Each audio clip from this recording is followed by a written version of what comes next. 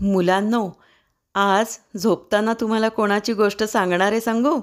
आज मी तुम्हाला गोष्ट सांगणार आहे समर्थ रामदास स्वामी यांची. पण त्यांची ही गोष्ट आहे समर्थ रामदास स्वामी जेव्हा लहान होते तेव्हाची ही गोष्ट आहे. त्यांचं नाव नारायण होतं आणि तुम्ही कसे खोडकर आहे तसे नारायणसुद्धा खूप खूप खोडकर होता. आईला खूप दमवायचा. आई सारखं त्याला हुडकायला जायची पण तो सापडायचाच नाही. आईला न सांगता इकडे जा तिकडे जा सारखं तो असं करायचा. असंच एकदा एका शेतावरून ते येत होते आणि त्या शेतामध्ये एक शेतकरी असं त्यांनी भरपूर ज्वारी सगळी काढलेली होती, स्वच्छ केली होती आणि ती ज्वारी पोत्यात भरत होता आणि असं त्याचं शेतकऱ्याचं काम चाललं होतं. तिथे हा नारायण गेला आणि त्यांनी विचारलं, ही कशाची पोती आहे, तुम्ही काय भरताय ह्याच्यामध्ये? शेतकरी म्हणाला, ही ज्वारी आहे आणि ही आम्ही पोत्यात भरत आहे. मग नारायण काय म्हणाला शेतकऱ्याला, मी हे एक पोतं घेऊन जाऊ का माझ्या घरी? एवढासा छोटा नारायण बघून शेतकऱ्याला वाटलं, हा आपला गमतीने विचारतोय, आपण ह्याची आता मजा करूया. मग तो म्हणाला, तुला जर उचलून नेता येत असेल तर घेऊन जा.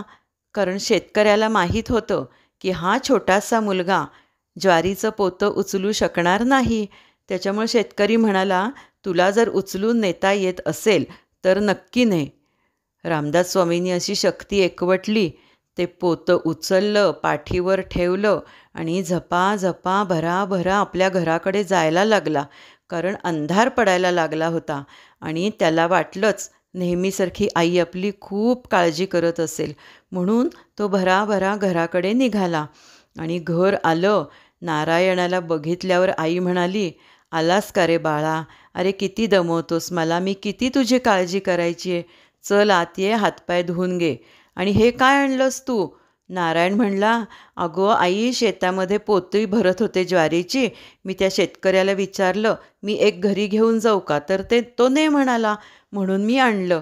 मग आई म्हणाली, बरं बरं, ते असू दे, ठेव तिथं आणि हातपाय धुवून घे. असं म्हणतायत तोपर्यंत अंगणामध्ये जरा पावलांचा आवाज आला.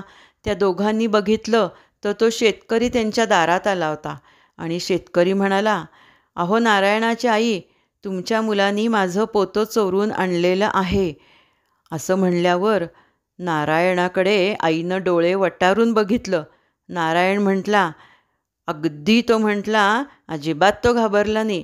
तो म्हणला, अहो तुम्हीच, मी तुम्हाला विचारून पोतं आणलं आहे. तुम्ही म्हणलात ना, तुला जर उचलून नेता येत असेल तर ने, आणि मी चोरून आणलं असं कसं तुम्ही म्हणता? आई, मी अजिबात चोरून हे आणलेलं नाही आहे. हा शेतकरी खोटं बोलतो आहे. शेतकरी म्हणला, नाही नाही, तू चोरूनच आणलेस. मग नारायण त्याला म्हणाला, तुला हे पोतं घेऊन जायचं असेल तर घेऊन जा, पण खोटं बोलायचं नाही. मग शेतकऱ्यांनी ते पोतं उचललं आणि काय आश्चर्य झालं तिथे. त्यानं एक पोतं उचललं की तिथे दुसरं पोतं हजर, दुसरं पोतं उचललं की तिसरं पोतं हजर. आणि शेतकऱ्याला मग कळलं की आपण खोटं बोललो आहे आणि हा नारायण आहे, हा सामान्य मुलगा नाही. म्हणून नारायणाच्या आईला त्यांनी सांगितलं, अहो नारायणाच्या आई, हा तुमच्या घरात असलेला मुलगा सामान्य मुलगा नाही, तो असामान्य आहे आणि तो देव आलाय तुमच्या पोटी. म्हणून नारायणाला त्या शेतकऱ्यांनी नमस्कार केला. आई पण हे सगळं आश्चर्याने बघायला लागली. मुलांनो, या गोष्टीतून काय शिकायचं? तर कधीही खोटं बोलायचं नाही, कुणाशीही कधी खोटं बोलायचं नाही.